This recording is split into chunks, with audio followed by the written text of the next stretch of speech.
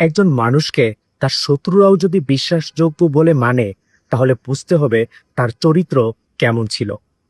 নবীজি হজরত মুহাম্মদ সাল্লাল্লাহু আলাইহি সাল্লামের নবুয়ত আসার আগেই মক্কার মানুষরা তাকে একটি নামে ডাকত, আল আমিন, অর্থাৎ পরম বিশ্বস্ত। তিনি কখনো মিথ্যা বলতেন না, কখনো কারো আমানতের খেয়ানত করতেন না, কাউকে ধোঁকা দিতেন না। এমনকি যারা পরবর্তীতে তার সবচেয়ে কঠিন বিরোধী হয়েছিল, তারাও তার সততা অস্বীকার করতে পারেনি।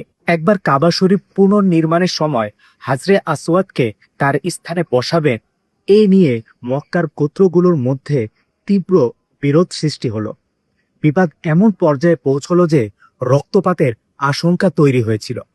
তখন তারা সিদ্ধান্ত নিল, আগামীকাল সকালে যে ব্যক্তি সর্বপ্রথম কাবায় প্রবেশ করবে তার সিদ্ধান্তই আমরা মেনে নিব।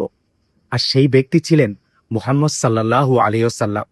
তাকে দেখে সবাই বলে উঠল, হাদ আল আমিন রদিনা বিহি, এ তো আল আমিন, আমরা তার সিদ্ধান্তে সন্তুষ্ট। হজরত মুহাম্মদ সাল্লাল্লাহু আলাইহি ওয়াসাল্লাম এমন একটি বুদ্ধিদীপ্ত সমাধান দিলেন যাতে কোনো গোত্রের মর্যাদা ক্ষুণ্ণ হলো না এবং রক্তপাতও এড়ানো গেল।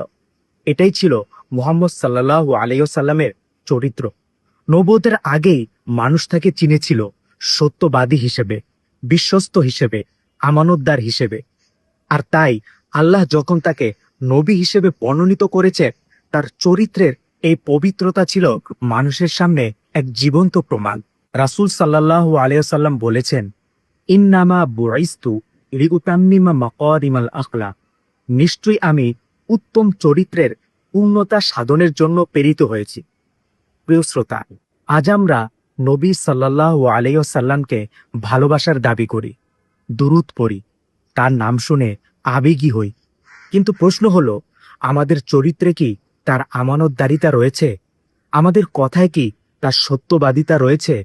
মানুষ কি আমাদের উপর চোখ বন্ধ করে বিশ্বাস করতে পারে?